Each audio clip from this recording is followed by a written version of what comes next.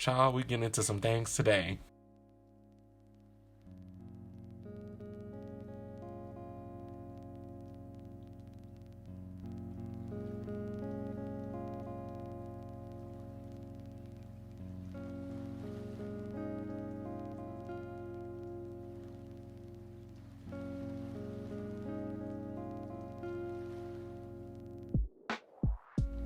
At Moonlight was the first time I really felt like I saw myself on film. You know, as a queer black man, seeing another queer black person as the main character is never something I thought I would be able to see. I remember seeing Moonlight in theaters. I saw it like 10 times. Like, I went to the movie theaters 10 times. I remember being in the theater the first time I watched it and just bawling the entire time because there were just so many parallels to my own life. And I felt like very seen, you know what I mean? And a lot of moments it was like kind of uncomfortable because I was like, not like me seeing something that I actually went through as a kid on the actual screen. And I think what inspired me to recreate the poster, if you see the painting itself, it's not an exact representation of the actual poster. I wanted to get and pull the same colors and the same concepts. The Moonlight poster, I love how the movie was in 3 different sections, right? We get Chiron from when he was a little kid, you know what I mean, like elementary school, then we get him in like high school, and then we get him as an adult. And just kind of those benchmarks and seeing how he changed over time reminded me of how that's kind of how I feel about my own life, right? And how the elementary, 8 to 9 year old version of Michael was so different from like the 13 to 15 year old Michael. And then we got me in my, mid to late 20s now.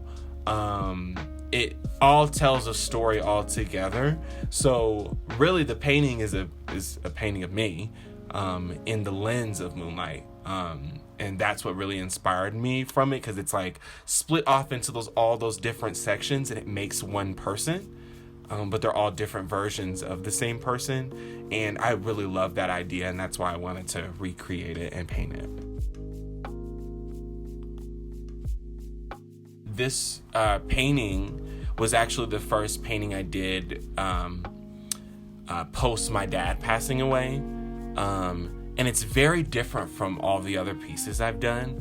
This is the first painting that I've done completely in oil, like all the way through. It's rather large. If you see it in real life, it's rather big. So it's quite a task. Truly, a lot of sadness went into this piece. When I was painting it, it was more of a distraction. The painting is of me and like the versions of myself throughout time. And it made me think about my life in sections, in parts. And I think at that time when I was painting the painting, it was a coming to realization that this part of my life would not include my dad. A lot of emotions came up while doing this piece. I think some big emotions that came up, one would be like this deep-seated sadness that I can't even actually explain. Death is very weird in that way. There was like an awkwardness to that sadness that made it what it was, because it was like, I'm sad, but like this is a different type of sadness for obvious reasons. But I think like the sadness existed with also like anger and also with like happiness as well.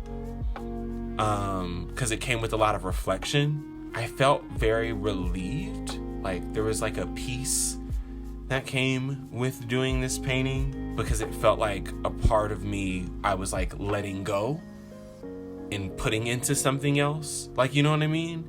And I guess that's like being an artist in general. Like you're taking bits of yourself and putting it out there. You know what I mean? And I think there's like a bit of relief that comes to doing that sometimes, especially with, the circumstances in which I was painting this painting.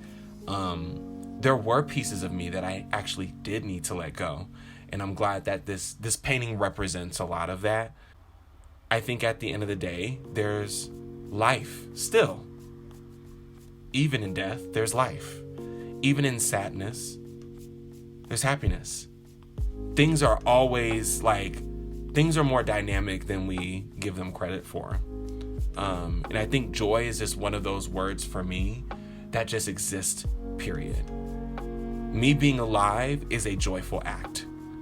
But I think this is the first time in my life where I realized that truly that nothing lasts forever. Not an emotion, not a feeling, and definitely not people, you know what I mean? And there's a lot that is out of our control. But I think what's so beautiful about this painting, and it goes into how I've grown as a person, and it's truly made me view my life as a whole thing rather than in parts, right? It's a whole situation, and it's multiple things operating in it. And it makes me look at how I've grown over time and the man that I've actually grown into being, which makes me very proud. And this painting has definitely made me grateful for the things that have happened in my life, because they brought me here.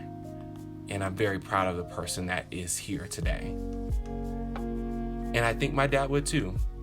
So it's in part for me and in part for him too.